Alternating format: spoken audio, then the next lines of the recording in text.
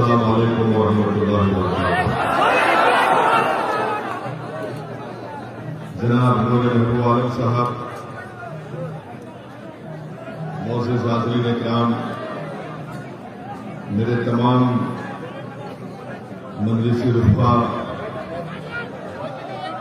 हाज़रीन इकराम, बुज़ुर्गान मिल्लत, मेरी इज़्ज़तदार माँ और बहनों, मैं आप तमाम का शुक्रिया अदा करता हूँ कि आपने इतनी गर्मी में इस दोपहर के वक्त में आज के जलसे में शिरकत की। आपका बेहद शुक्रिया।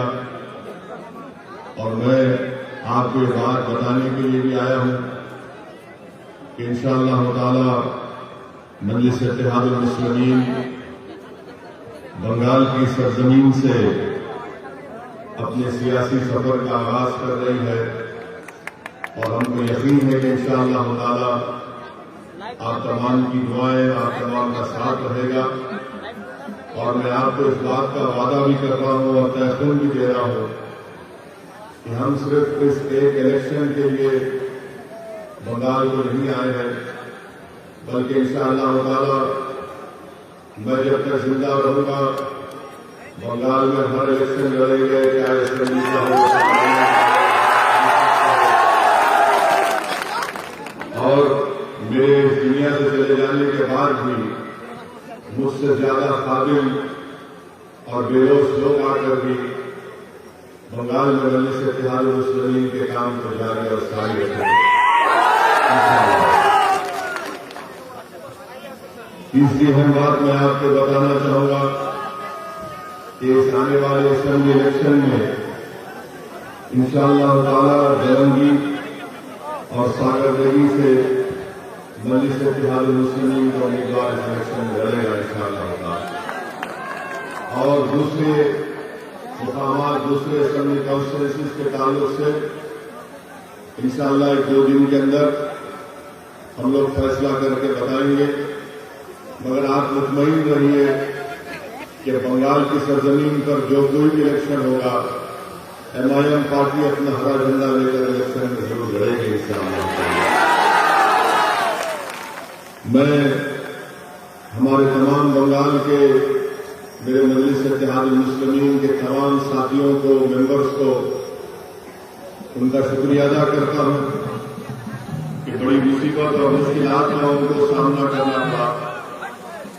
कई मरतबा उनको झूठे मुकदमों में जेल में डाल दिया गया, 2-2 महीने, 3-3 महीने उनको जेल में रहना पड़ा। मगर मैं उनको सलाम करता हूं कि हुकूमत के जुल्म के बावजूद भी वो आज भी मजलिस इत्तेहादुल मुस्लिमीन का परचम उठाकर फख्र से मजलिस का काम कर रहे हैं।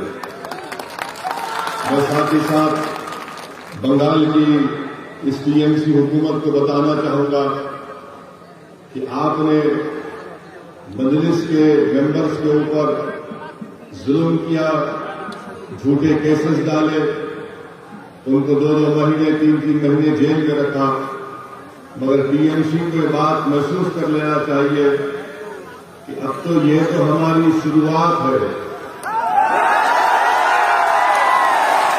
अभी तो हमारा स्टार्ट हुआ है और स्टार्ट में ही TMC की नींद हराम हो चुकी है।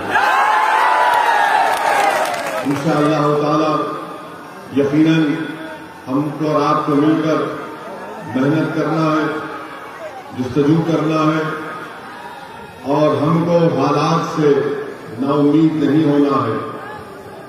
मैं साथ ही साथ आपको ये भी बताना चाहूंगा कि मैं जब यहां पर आ रहा था तो मुझे कई लोग फोन के जरिए, ईमेल के जरिए ये बोले कि असदुद्दीन ओवैसी आप मत जाइए, आपके जाने से हालात खराब हो जाएंगे, आप क्यों जाना चाहती हैं, आप मत जाइए। एक बहुत बड़े बिजनेसमैन हैं, उनका कारोबार ऑस्ट्रेलिया में भी है। वो दिल्ली में मेरे से मुलाकात करके बोले कि आप क्या चाहते हैं। मैंने कहा क्या मतलब है आपका, आप क्या चाहते हैं? बोले नहीं, आप इलेक्शन मत लड़िए और बात कर लीजिए। मैंने कहा कि देखिए भाई, अल्लाह का दिया मेरे पास बहुत है, मुझे किसी चीज की जरूरत नहीं है, मगर आप जो नियत लेकर यहां पर आए हैं, आप वो अल्फाज अपनी जबान से अदा मत करिए। बहुत से लोगों ने बहुत कुछ बातें कही और मेरे आने से पहले ही मुख्यमंत्री ममता बनर्जी ने कह दिया कि ओवैसी एक्सट्रीमिस्ट है। कल मुझे हमारे महबूब आलम वीडियो दिखा रहे थे कि मुख्यमंत्री ममता बनर्जी ने कहा कि असदुद्दीन ओवैसी गद्दार है, गद्दार का साथ मत दो, ये वोट काटने आए हैं, इनको पैसे मिले हैं। मैं बंगाल के मुख्यमंत्री से ये कहना चाहूंगा कि आप जो कुछ कहना चाहते कह लो, मुझे इसका कोई फर्क पड़ने वाला नहीं।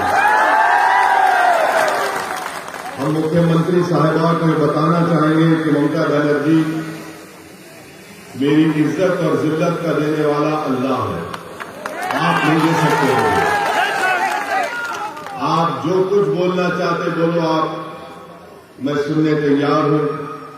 मगर एक बात आपको याद रखना पड़ेगा कि शायद आपको अपनी जिंदगी में असदुद्दीन ओवैसी जैसे अपोजिशन लीडर का मुकाबला नहीं हुआ होगा। हम लड़ेंगे, ये हमारा जमहूरी हक है, डेमोक्रेटिक राइट है, और हम आगे बढ़ेंगे इंशाअल्लाह ताला। दूसरी बात यह है कि कोई यहां पर कहते हैं कि लेफ्ट और कांग्रेस वाले बोलते हैं क्यों असदुद्दीन ओवैसी आ गए।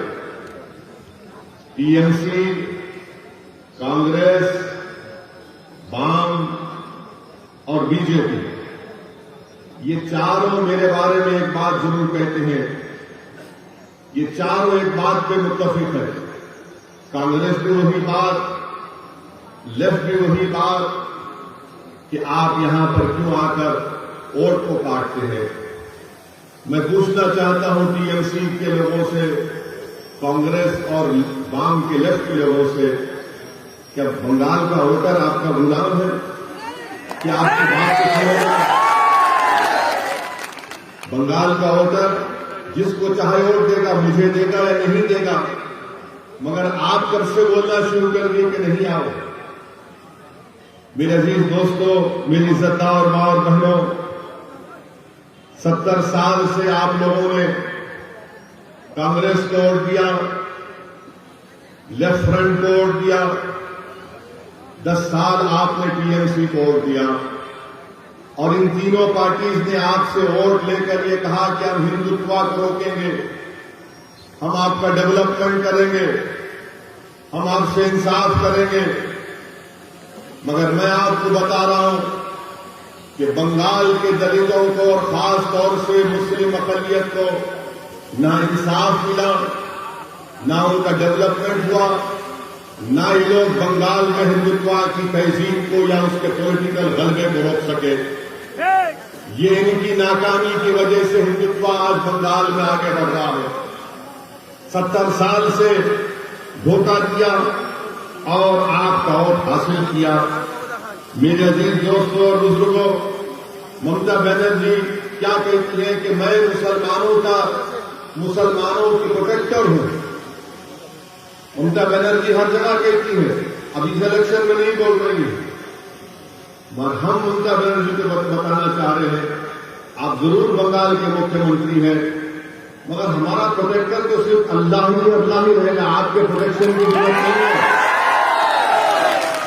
आपका काम यह है कि बहैसियत के मुख्यमंत्री आपने भारत के संविधान के ऊपर ओथ लिया है, और ओथ जब आप लेती है, चाहे आप हो या नरेंद्र मोदी हो, इनका काम यह है कि भारत की और बंगाल की जनता से इंसाफ करें, जो ना आप किया है और ना मोदी ने किया है।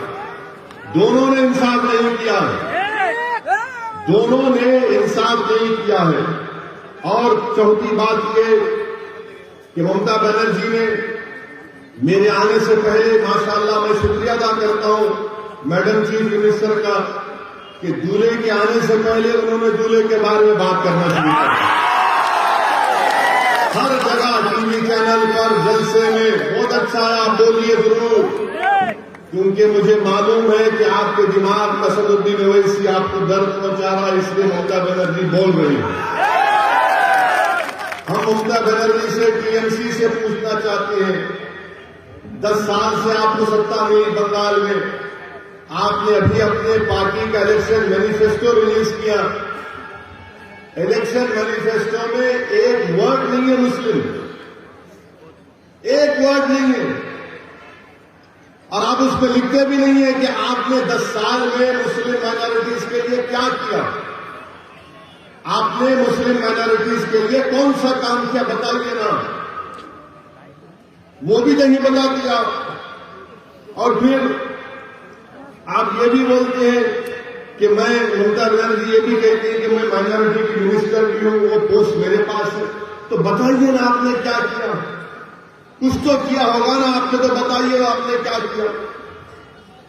मेरे अजीज दोस्तों और बुजुर्गों, मेरी इज्जतदार मां और बहनों, 10 साल आपने टीएमसी को वोट दिया, उससे पहले 30-31 साल लेफ्ट को, उससे पहले कांग्रेस को आपने वोट दिया। मैं आज आपके सामने सिर्फ कम से कम वक्त में चंद बातें बताकर यहां से रुखसत हो जाऊंगा, क्योंकि अब तो जलसा पहला हुआ है, इंशाल्लाह बहुत हो गया।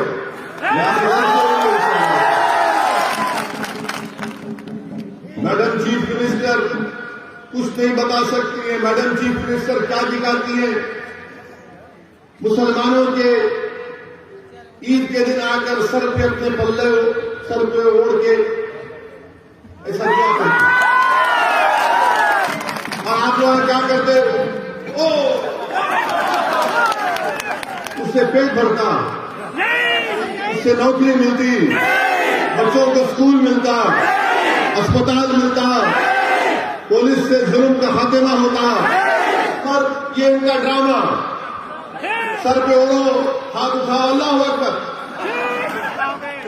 ये नाटक है। ये नाटक कब तक चलता रहेगा? अच्छा, अब आप खुद, मैं आपको बता रहा हूं, मैं ममता बनर्जी से, चीफ मिनिस्टर बंगाल से, ये लेफ्ट फ्रंट के लोगों से, और कांग्रेस, ये लेफ्ट फ्रंट कांग्रेस तो आखिरी इलेक्शन है, इसके बाद खत्म ही हो जाने वाले हैं, नहीं रहने वाले हैं। इनसे मैं पूछना चाह रहा हूं, बंगाल में आप ये बताइए कि क्या ये बात सच नहीं है कि बंगाल में 15% मुसलमान बच्चे जिनकी उम्र 6 साल और 14 साल की है, वो स्कूल के बाहर है। 6 और 14 साल की उम्र के बच्चे 15% स्कूल के बाहर है। क्यों नहीं डाले उनको स्कूल में? आपने रोका था क्या आपको? ठीक है, मैं गद्दार हूं, चलिए मान लिया मैं गद्दार हूं, मैं सब कुछ हूं, आप स्कूल में क्यों नहीं स्कूल नहीं बनाए? ये गवर्नमेंट का डेटा है, मेरा नहीं है। 6 और 14 साल की उम्र के 15% मुस्लिम बच्चे स्कूल के बाहर हैं। आपको मालूम, यूपी और बिहार के बाद सबसे ज्यादा मुसलमान बच्चे आउट ऑफ स्कूल कहां पर है? बंगाल में। बंगाल में ये क्यों नहीं किया आपने? मैं रोका क्या आपको? आप स्कूल खोल देते। 30 साल लेफ्ट की हुकूमत, उससे पहले कांग्रेस की हुकूमत, 10 साल से टीएमसी की सरकार, किसने रोका था आपको स्कूल खोलने से? क्या ये बात सच नहीं है कि जितने सेकेंडरी और हायर स्कूल हैं वो मुर्शिदाबाद में, मालदा में, दिनाजपुर में नहीं है? क्यों नहीं है? क्योंकि यहां पर बड़ी तादाद में मुस्लिम माइनॉरिटी रहती है। कहां पर ये स्कूल ज्यादा है? दार्जिलिंग में है, बंकुरा में है। आप बताइए फिर ये क्यों, आप यहां क्यों नहीं खोलते? आप यहां पर खोलना चाहिए ना जहां पर जरूरत है, मगर नहीं। ममता बनर्जी बोलेंगे वैसी गद्दार है, लेफ्ट कांग्रेस बोलेंगे बी टीम है। अरे मैं सब कुछ हूं बाबा, तुमने स्कूल क्यों नहीं खोला? इनके पास इसका कोई जवाब नहीं है। अच्छा, आपको मालूम कि मुर्शिदाबाद जिले में 50% स्कूल के बच्चों को मिड डे मील स्कीम नहीं मिलता। अब तो खैर कोविड से स्कूल बंद है, मगर 2019 से क्यों नहीं देते आप मिड डे मील स्कीम? बच्चों को स्कूल में खाना दिया जाता है पूरे भारत में।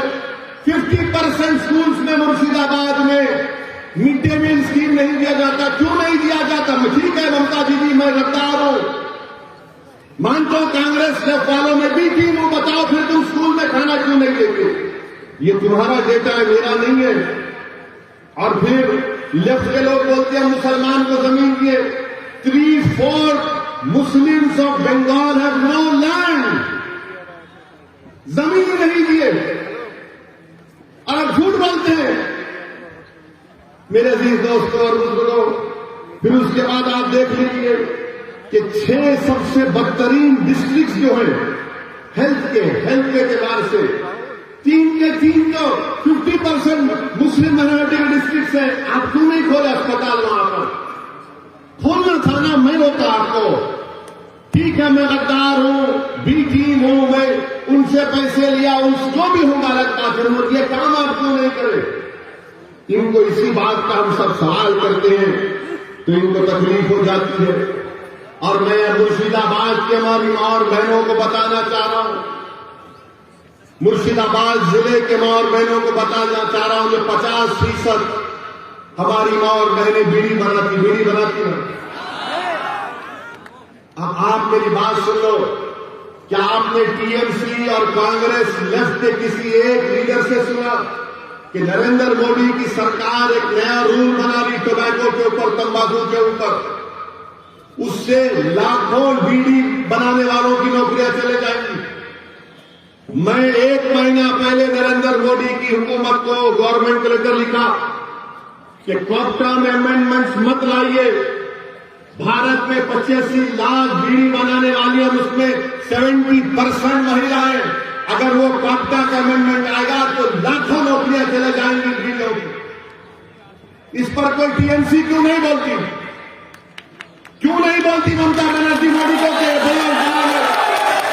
न कांग्रेस बोलती है, न लेफ्ट बोलती है। बीड़ी का क्या बनाती है हमारी मां और बहनें यहां पर? फिर आप वो भी देख लीजिए। अच्छा, मैं गद्दार हूं, ममता बनर्जी बोलती मैं गद्दार हूं,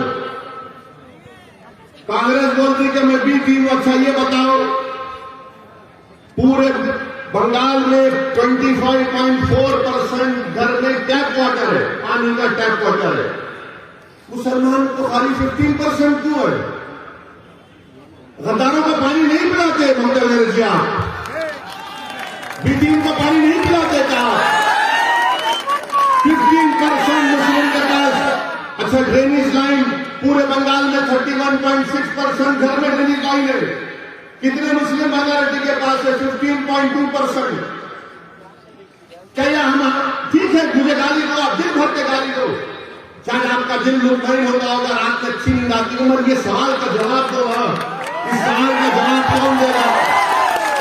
मुर्शिदाबाद में आपको मालूम कि सबसे जहरीला पानी यहां पर मिलता है। मुर्शिदाबाद में आर्सेनिक पानी मिलता है, आर्सेनिक पानी, लाल रंग का पानी मिलता है। और उसमें पानी का क्या है? 3000 पार्ट्स पर बिलियन है। WHO बोलता है कि 300 लिमिट होना चाहिए। मुर्शिदाबाद में 3000 पार्ट्स पर बिलियन आर्सेनिक पानी मिलता है। क्या कर रही टीएमसी? क्या किया लेफ्ट ने? क्या किया कांग्रेस ने? जो मुर्शिदाबाद मालदा में बरसों से तुम्हारा एमएलए जीत के आ रहा, तुम तो साफ पानी नहीं पिला सकते, आर्सेनिक पानी आप देखिए मेरे अजीज दोस्तों और बुजुर्गों। फिर वहीं पर आप देखिए मगरबी बंगाल में हायर एजुकेशन का सर्वे हुआ गवर्नमेंट ऑफ इंडिया का। कितने मुस्लिम माइनॉरिटी के बच्चे हायर एजुकेशन में पढ़ रहे मालूम आपको? बंगाल में मुसलमानों का पॉपुलेशन क्या है? 2011 का सेंसस कहता है 27-28%। हायर एजुकेशन में बंगाल के कॉलेजों में खाली 7.8 बच्चे पढ़ रहे हैं। 7.8। कितने टीचर है कलकत्ता यूनिवर्सिटी में जादवपुर प्रेसिडेंसी में मुस्लिम टीचर 3.6 है। ममता दीदी मैं गद्दार हूं, आप मुझे सलाह देना था ये बच्चों को नौकरी क्यों नहीं देते आप। और फिर आपको जानकर हैरत होगी 11% हायर एजुकेशन में मुस्लिम्स है और 7.8% टीचर्स हैं। 27% 2011 का पॉपुलेशन मुस्लिम पॉपुलेशन है। आपको मालूम बंगाल में मुस्लिम एम्प्लॉयमेंट कितना है, कितनी नौकरियां गवर्नमेंट में आपको मालूम 27% पॉपुलेशन है मुस्लिम माइनॉरिटी का। और गवर्नमेंट में ममता बनर्जी हो या कांग्रेस हो लेफ्ट हो, ओनली 6% मुस्लिम का एम्प्लॉयमेंट में गवर्नमेंट में। 27% पॉपुलेशन 6% नौकरी। और तीसरा आ जाइए आप, कितने जेल में है मुसलमान मालूम आपको, कितने जेल में है मुसलमान आपको मालूम अभी बंगाल के, कितने जेल में मालूम तुमको। तुम्हारी आबादी मुस्लिम अकलियत की आबादी 27%, गवर्नमेंट में नौकरी 6%, जेल में कितने मालूम 38%। थाली मारने का नहीं है, सोचने का है। थाली मत मारो, सोचो मेरी बात को। ममता बनर्जी बोलती मैं गद्दार हूं, कांग्रेस लेफ्ट बोलती मैं डी टीम हूं। ठीक है मैं मान लेता हूं तुम सच हो, मगर ये क्या है फिर? ये बर्बादी की दास्तान किसने की? ये बर्बाद किसने किया मुझे? तुम तो मेरा वोट लेकर चले गए, तुम तो मेरा वोट ले लिए ना, मगर तुमने क्या किया? मेरे बच्चों को स्कूल दिया नहीं किया, कॉलेज में एडमिशन दिया नहीं किया, तुमने गवर्नमेंट में नौकरी दी नहीं दी, तुमने मेरे घर में पानी की लाइन दी नहीं दी, तुमने मुझे पीने का साफ पानी दिया नहीं दिया, तुमने मुझे क्या दिया, तुमने मुझे जेल में डालकर मेरे नौजवानों की जिंदगी को बर्बाद कर। ये पॉइंट है मेरे भाई। इसीलिए असदुद्दीन ओवैसी बंगाल को नहीं आना। मैं आपको सच्चाई से हर चीज बता रहा हूं, आप खुद देख लीजिए। अच्छा आपको मालूम ये पुलिस के लोग हैं, कितने मुस्लिम सब इंस्पेक्टर है बंगाल में मालूम? कितना तुम्हारा पॉपुलेशन है? 28% पॉपुलेशन है ना। ममता बनर्जी बोलती है वैसी गद्दार, कांग्रेस लेफ्ट बोलती है वैसी बी टीम। पूरे बंगाल में खाली 7% मुस्लिम सब इंस्पेक्टर है, 7%, 7%, जिसको सार्जेंट बोलते इंस्पेक्टर बोलते। कितने मालूम आपको? 2% है खाली। मेरे भाई ये क्या हो रहा है? अच्छा सोने पे सुहागा ये कि बंगाल के असेंबली में 294 असेंबली सीट्स में 59 कितने सागर 59 है मुस्लिम एमएलए, 59 मुस्लिम है, जिसमें से ममता बनर्जी के 32 है। आप बोलेंगे ओवैसी तो 59 है। मेरे भाई 59 की अहमियत नहीं है। अगर मजलिस के 4 जीत के गए तो ममता बनर्जी को ये 59 से कुछ नहीं हुआ। क्या किया वो लोग? तो खाली गूंगे बन के बैठे रहे बंगाल के सामने, कुछ बोल नहीं सके, पूछे नहीं कि क्यों इस नाइंसाफी हो रही है। और फिर टीएमसी हमसे बोलती कि हम बता रहे। मैं ममता बनर्जी आपको याद दिला रहा हूं, यहां के जलसे से मैं ममता बनर्जी को याद दिला रहा हूं कि ममता बनर्जी 30 अप्रैल 2002, ये मैं जो कुछ कह रहा हूं ना, मैं चैलेंज कर रहा हूं। अगर इसमें से एक वर्ड भी गलत है तो मेरे को चैलेंज कर रहा हूं, बैठ के डिबेट करेंगे टीवी। 30 अप्रैल 2002 को लोकसभा में डिबेट हुआ गुजरात के फसादात के लिए, जब मेरे वालिद सालार मिल्लत अलैहिर्रहमान एमपी थे सुल्तान सलाहुद्दीन ओवैसी, लोकसभा में सबने उस मोशन के खिलाफ वोट किया। ममता बनर्जी आपने तो मोदी का साथ दिया था 30 अप्रैल 2002। और मैं गद्दार हूं। अगर टीएमसी के लोग यहां पर है तो जाके तुम्हारी दीदी को सुनाओ।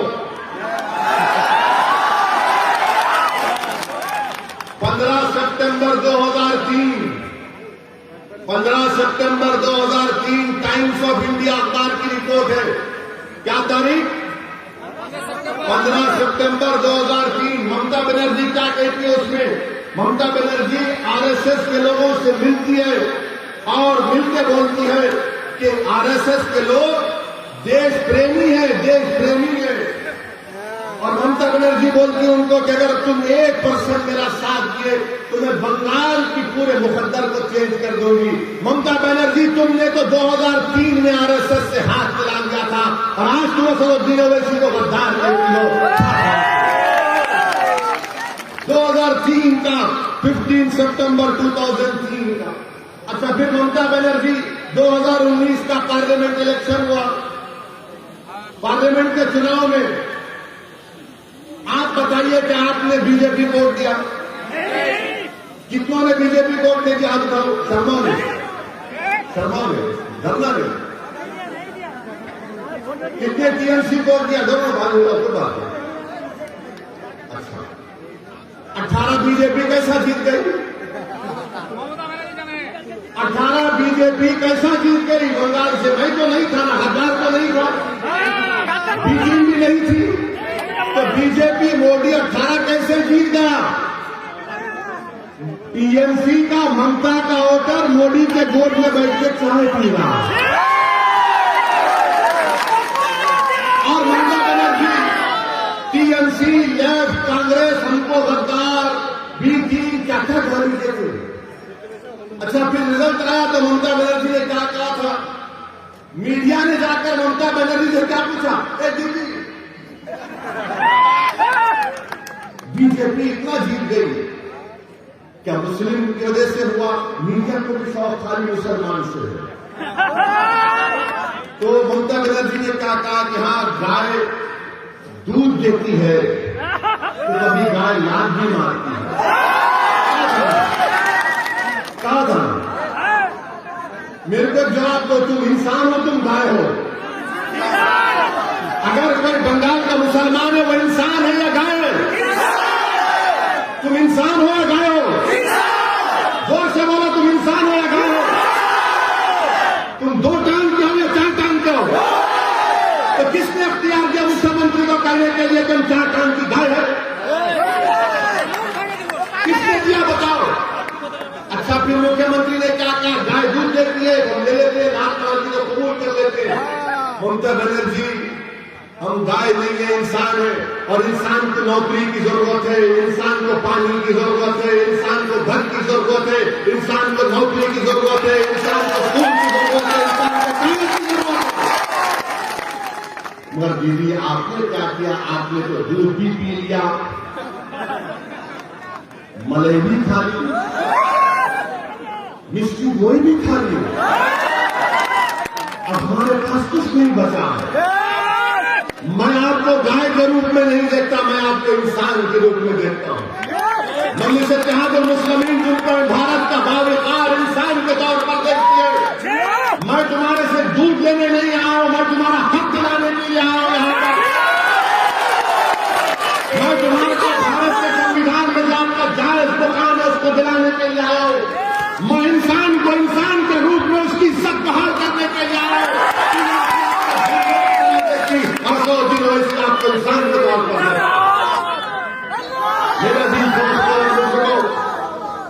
मेरे अजीज दोस्तों और बुजुर्गों, मैं आपको याद दिलाना चाहता हूं एक तारीखी शख्सियत को। कितने लोग टीटू मार को जानते हैं? टीटू मीर को जानते हैं? कौन सा टीटू मीर? कौन सा टीटू मीर? टीटू मीर हाफिज कुरान थे। टीटू मीर हाफिज कुरान के हज करने गए, जब वापिस आए टीटू मीर, तो जमींदारों ने मुसलमानों पर टैक्स लगा दिया कि जो दाढ़ी छोड़ेगा उस पर टैक्स। तो एक इलाका है नरकल बिराई बोलते हैं, नारकल बिराई में टीटू मीर थे। तो टीटू मीर ने कहा कि हम जमींदारों को दाढ़ी छोड़ने पर टैक्स नहीं देंगे। तो टीटू मीर ने एक किला बनाया जिसको बंसर कला बोलते हैं, बंसर कला बोलते हैं। टीटू मीर ने बनाया और टीटू मीर ने उन जमींदारों अंग्रेजों के खिलाफ जिहाद किया था ना। आज असदुद्दीन ओवैसी आपको बोलने आया कि आपको ना जिहाद करने की जरूरत है, ना हथियार उठाने की जरूरत है, आपको सिर्फ भारत के संविधान को समझकर अपने हक के लिए लड़ने की जरूरत है। उस जमाने में जमींदार थे, अंग्रेज थे, वो तो जमींदार अंग्रेज चले गए, अपने जमींदार आगे, एक जमींदार टीएमसी, एक जमींदार मोदी, एक जमींदार कांग्रेस, एक जमींदार लेफ्ट। ये जमींदार बन चुके हैं और हम पर टैक्स लगा रहे हैं। मेरे अजीज दोस्तों और बुजुर्गों, बताइए आप अगर आप नहीं लड़ेंगे अपने हक के लिए तो क्या कोई आसमान से आएगा या जमीन से निकलेगा? नहीं, आपको अपने हक के लिए लड़ना है। मैं बुजुर्गों से अपील कर रहा हूं, आपको अपने बच्चों के रोशन मुस्तकबिल के लिए लड़ना है, आपको उनके लिए उनका हक संवारना है। ये कांग्रेस पार्टी क्या है बताइए, मैं बताता हूं आपको। ये कांग्रेस पार्टी जब बाबरी मस्जिद का फैसला आया तो कांग्रेस पार्टी इसका वेलकम किया। कौन उसके बारे में कहा? किसने कहा कि supreme court is supreme but not infallible? उसका नाम असदुद्दीन ओवैसी था। ममता बनर्जी, पूछो उनसे टीएमसी से कि राम मंदिर का जजमेंट आया, उसके बारे में आपकी क्या राय है? तो बोलेंगे नाम बोलेंगे वो लोग खामोश बैठे। कांग्रेस के बहुत बड़े चीफ मिनिस्टर कमलनाथ ने ईंटें भिजा दी, प्रियंका गांधी ने उसका वेलकम किया। ये कांग्रेस पार्टी है जो आपके वोटों से मुर्शिदाबाद मालदा में बरसों से हुकूमत करती आ रही है और कुछ नहीं किया। यहां ट्रिपल तलाक का बिल पार्लियामेंट में आया तो कौन उसके खिलाफ बोला? आपने देखा होगा ना, किसने बोला ट्रिपल तलाक के खिलाफ? जब ट्रिपल तलाक का बिल पार्लियामेंट में मैंने वोटिंग का मुतालबा किया तो पूछो टीएमसी से, टीएमसी ने वॉकआउट कर दिया। वोट क्यों नहीं डाला? वोट क्यों नहीं डाला? वॉकआउट किया। वोट डालना था, बताना था मोदी को कि तुम्हारे खिलाफ वोट दे रहे हैं। हम खाली 2 एमपी है लोकसभा में, मगर मोदी के 300 एमपी के सामने उसके खिलाफ बोल के वोट दिया। ममता बनर्जी का एक चेहरा लोकसभा में, एक चेहरा बंगाल में, एक चेहरा लोकसभा में। उनके एमपी बड़ी बड़ी अच्छी अंग्रेजी में बड़ी बड़ी तकरीर कर लेते हैं, मगर सिटीजन अमेंडमेंट बिल आया तो 8 एमपी नहीं थे, 8 एमपी नहीं थे। किसने सारी दुनिया के सामने बता दिया कि CAA का कानून भारत के संविधान के खिलाफ है? और मैंने सारी दुनिया के सामने मोदी के और उसके 300 एमपी के सामने उस कानून को फाड़ कर कांग्रेस ने किया, क्या टीएमसी ने किया? लेफ्ट तो कहीं है ही नहीं क्या?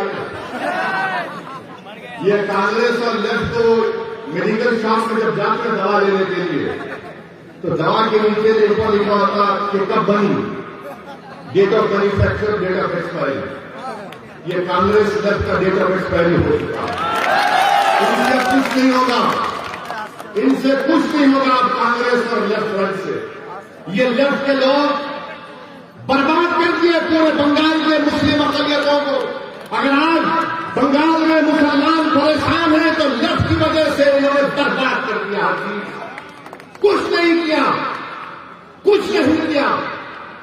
जो कार्ल मार्क्स, लेनिन क्या बातें की, इनकलाब आएगा, इनकलाब, अरे कहे का इनकलाब? मेरा घर बर्बाद हो गया, मेरे बच्चे को नौकरी नहीं मिली, मेरे घर में चराग नहीं है और तुम इनकलाब की बातें करते हो। कितना धोखा दिया तुमने 30 साल में। मेरे भाई याद रखो, मेरी जिंदगी कब तक है अल्लाह जानता है, मगर मैं आपसे कह रहा हूं, जब तक आप सियासी तौर पर मुत्तहिद नहीं होंगे, जब तक आप सिर्फ वोट डालने वाले के साथ साथ वोट लेने वाले नहीं बनेंगे, आपके मसाइल नहीं हल होंगे, आपके प्रॉब्लम्स नहीं सॉल्व होंगे, आपके प्रॉब्लम्स नहीं सॉल्व होने वाले। मेरी बात को याद रखो। आप हो सकता है कि किसी को मेरी बात गलत दिख रही होगी, मगर आपके प्रॉब्लम नहीं सॉल्व होंगे, आपके मुश्किलात का खात्मा नहीं होगा, आपके बच्चे जेलों में सड़ते रहेंगे, उनकी जवानी बर्बाद हो जाएगी, हमको गवर्नमेंट में नौकरियां नहीं मिलेंगी। ये तो कॉन्स्टिट्यूशनल राइट है ना, हमारे संविधान में right to equality fundamental right है। हमारे कॉन्स्टिट्यूशन में liberty, equality, fraternity, justice Baba Saheb Ambedkar ने प्रियम्बल में लिखी। तो बताओ क्या कांग्रेस ने किया, क्या लेफ्ट ने किया, क्या ममता ने किया, क्या मोदी कर रहे? कोई नहीं कर रहा है। मेरे अजीज दोस्तों और बुजुर्गों, इसीलिए मैं आपसे अपील कर रहा हूं कि आपने सबको वोट दिया है, एक मरतबा मजलिस इत्तेहादुल मुस्लिमीन का साथ देकर देखो, एक मरतबा साथ देकर देखो। मैं आपसे वादा कर रहा हूं कि इंशाअल्लाह ताला जो काम 70 साल में नहीं हुए, वो काम हम इंशाअल्लाह ताला 5 साल में करवा के आपको दिखाएंगे। मेरी ये कोशिश है, मेरे मजलिस के साथियों की कोशिश है, आपकी दुआओं का मैं मोहताज हूं, आपके दुआओं का मोहताज हूं। सिर्फ मैं, आप सिर्फ दुआ करो हमारे लिए। हम अपनी कोशिश और जस्तजू और कुर्बानियों को जारी रखेंगे। और जहां तक सवाल है नरेंद्र मोदी का, माशाअल्लाह क्या हो सकता, बांग्लादेश नरेंद्र मोदी गए, कल जाकर बोल दिया, कल जाकर नरेंद्र हमारे प्रधानमंत्री ने कहा कि मैंने भी सत्याग्रह किया था बांग्लादेश। हमको नहीं मालूम था प्राइम मिनिस्टर के आपने सत्याग्रह किया। जो आपके बारे में किताब लिखे उसमें तो कहीं नहीं मिला कि आपने बांग्लादेश के लिए सत्याग्रह किया था। मगर मोदी जी बोलिए, मगर मोदी जी, अगर आपने बांग्लादेश के लिए सत्याग्रह किया तो मुर्शिदाबाद के बसने वाले मुस्लिम अकलियत को आप बांग्लादेशी क्यों बोलते हैं ना, बीमट्टी बोलते हैं। मगर बांग्लादेश को बनाने के लिए आपने सत्याग्रह किया तो हमको क्यों गाली दे रहे थे आप? हैदराबाद में बल्दिया का इलेक्शन हुआ तो बीजेपी बोली हैदराबाद में ओवैसी के कॉन्स्टिट्यूंसी में बांग्लादेशी थे। वो बांग्लादेशी नहीं थे, वो बंगाल के सोने का काम करने वाले काबिल लोग बसते मेरे कॉन्स्टिट्यूंसी, उनको बांग्लादेशी। CAA का कानून नरेंद्र मोदी लाए, CAA का कानून आसाम में मोदी CAA की बात नहीं कर रहे, मोदी और अमित शाह बंगाल में यहां पर असेंबली इलेक्शन में CAA की बात कर रहे, आसाम में नहीं कर रहे, हम यहां कर रहे। मैं आपको बता रहा हूं, ममता बनर्जी की TMC पार्टी, चीफ मिनिस्टर की पार्टी बीजेपी को नहीं रोक पाई, तो कैसे CAA को रोक पाएगी? कैसे रोक पाएगी CAA को? यह आपको सोचना है मेरे अजीज दोस्तों और बुजुर्गों। नरेंद्र मोदी जब से भारत के वजीर आजम बने उस वक्त से पहली तकरीर नरेंद्र मोदी ने की और कहा, क्या कहा कि हमको सत्ता मिली 1200 साल की गुलामी के बाद। नरेंद्र मोदी जी, इस मुल्क में गुलामी तो अंग्रेजों ने की 200-250 साल की, मगर 1200 साल की गुलामी क्या है? क्या सिराजुद्दौला भी गद्दार थे? मोदी जी बताओ आप, क्या सिराजुद्दौला जो जंग लड़े अंग्रेजों के खिलाफ क्या थे? वो चौकीदार गद्दार है। मेरे अजीज दोस्तों और बुजुर्गों, ये बीजेपी का असली चेहरा है। पूरे मुल्क में इतनी नफरत बीजेपी भर दी कि एक बच्चा जिसका नाम मुसलमान है वो किसी मंदिर में जाकर पानी पीता है तो उसको पीटा जाता है। बताइए आप, अगर कोई गोश्त रखता है तो उसको मार दिया जाता है, नफरत फैलाई।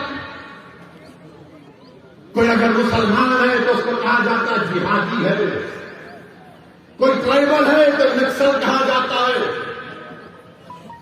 कोई सेकुलर थिंकर है तो उसको एंटी नेशनल कहा जाता है।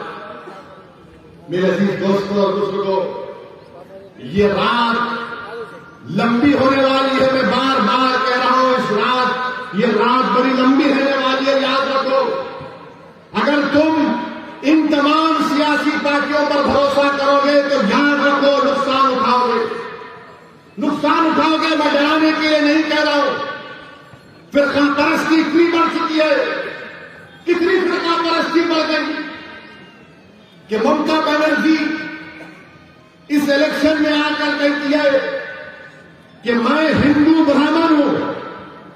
कहा था, नहीं कहा था? क्या ममता बनर्जी ने नहीं कहा कि मैं हिंदू ब्राह्मण हूं? बताओ आप, हम तो वर्णा सिस्टम में नहीं है, अल्हम्दुलिल्लाह, हम तो नहीं है ना। वो चीफ मिनिस्टर कह रहे मैं हिंदू ब्राह्मण हूं, तो फिर मैं कहां जाऊंगा? मैं कहां जाऊंगा? बताओ, तुम सोचो, फैसला करो, तुम और हम कहां जाएंगे? जब बंगाल की मुख्यमंत्री कह रही है कि मैं हिंदू ब्राह्मण हूं, तो बताओ हम कहां जाएंगे फिर? क्या ये डाइवर्सिटी है, ये प्लूरलिज्म है, ये सेक्युलरिज्म है, ये लिबर्टी है, ये इक्वालिटी है, जस्टिस है? कि एक मुख्यमंत्री कह रहे हैं कि मैं हिंदू ब्राह्मण हूं, तो फिर आप हम कहां जाएंगे? बताओ। नरेंद्र मोदी कहते हैं कि मैं हिंदू नेशनलिस्ट हूं, तो बताओ फिर हम कहां जाएंगे? बोलो, कहां जाएंगे हम? रहेंगे यही इंशाअल्लाह ताला, इज्जत के साथ रहेंगे, अपनी सियासी क़यादत को बनाएंगे, अपने वोट से अपने नुमाइंदों को कामयाब करेंगे, बंगाल में इनकलाब बर्पा करेंगे, बंगाल में तारीख लिखेंगे इंशाअल्लाह। और बंगाल की मुख्यमंत्री ने ये कह दिया, चंदी पाठ पढ़ा उन्होंने, पढ़ाना चंदी पाठ पढ़ा, तो दिल्ली का चीफ मिनिस्टर बोला कि मैं हनुमान भक्त हूं। राहुल गांधी, प्रियंका गांधी भी अपने आप को भक्त दिखाने के लिए मंदिर मंदिर जाते हैं, उसमें कोई इतराज नहीं। मगर सवाल ये पैदा होता है, क्या ये सेक्युलरिज्म है? हर कोई अपने आप को सबसे बड़ा हिंदू कौन है दिखा रहा है, क्योंकि मोदी से मुकाबला करना है ना। अरे मोदी से मुकाबला करना है तो अंबेडकर के संविधान से करो, मोदी हार जाएगा। मोदी से मुकाबला करना है तो आइडियोलॉजी पर करो, वो आइडियोलॉजी जो हमारे मुजाहिदीन आजादी ने इस्तेमाल किया था। मेरे अजीज दोस्तों और बुजुर्गों, मैं चंदी पाठ पढ़ने के हरगिज़ खिलाफ था, ना हूं, ना कभी रहूंगा। अगर कोई हनुमान चालीसा पढ़ता है तो मुझे कोई इतराज नहीं है, उनका फेथ है। मगर एक आप चीफ मिनिस्टर रहकर इस तरह की बात करते हैं, तो दीदी आज के जलसे से आपको एक मैसेज दे रहा हूं। मैं इन तमाम लोगों से आपसे अपील कर रहा हूं कि जब ममता बनर्जी चंडी पाठ कर सकती है, तो हम इंशाअल्लाह ताला इस जलसे को खत्म करेंगे, सूरह फातिहा पढ़ेंगे। पूरे पढ़ेंगे, पूरे पढ़ेंगे, पढ़ेंगे ना? चलिए, बिस्मिल्लाहिर्रहमानिर्रहीम, अल्हम्दुलिल्लाहि रब्बिल आलमीन, अर्रहमानिर्रहीम, मालिक यौमिद्दीन, इय्याका नअबुदु व इय्याका नस्तईन, इहदिनस सिरातल मुस्तकीम, सिरातल लज़ीना अनअमता अलैहिम गैरिल मग़दूबि अलैहिम वलद्दाल्लीन। आप चंडी पाठ पढ़ो, मैं सूरह फातिहा पढ़ता हूं। ये भारत का सेक्युलरिज्म है, ये भारत का सेक्युलरिज्म है। ये नहीं हो सकता कि मैं हिंदू ब्राह्मण हूं और मैं बोलते जाऊंगी। नहीं दीदी, मोदी और आप दोनों सगे भाई बहन। ये ममता बनर्जी को दीदी बोलते हैं, उनको दादा बोलते हैं। मेरे भाई, आप एमआईएम पार्टी का साथ दीजिए। हम अपनी शुरुआत कर रहे हैं, आपकी दुआओं की जरूरत है, आपका साथ की जरूरत है, और इंशाअल्लाह ताला मजलिस इत्तेहादुल मुस्लिमीन यहां पर हर इलेक्शन में बंगाल का मुकाबला करेगी। अस्सलाम वालेकुम व रहमतुल्लाहि व बरकातहू।